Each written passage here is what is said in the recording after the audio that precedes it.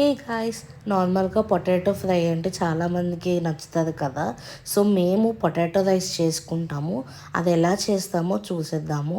First వచ్చేసరికి ప్యాన్లో oil వేసుకోండి. పొటాటోస్కి సాల్ట్ రాసి పక్కన పెట్టుకోవాలన్నమాట. అప్పుడు వాటర్ వచ్చేస్తుంది.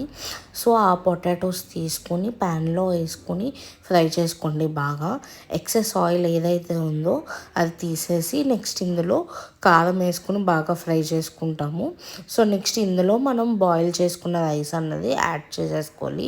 యాడ్ చేసుకున్నాక ఇందులో కొంచెం గరం మసాలా, సాల్ట్ వేసుకుని బాగా ఫ్రై చేసేసుకోండి. నాకైతే ఇది చాలా ఇష్టం మంట రైస్ ఇలా చేసుకుంటే. నార్మల్గా కాలేజ్కి వెళ్ళే టైంలో మమ్మీ ఎక్కువ చేసి పెట్టేవారు. మా ఫ్రెండ్స్ అయితే ఆ పొటాటోస్ అన్నీ వేసుకుని తినేసి నాకు రైస్ ఒక్కటే ఉంచేసేవారు.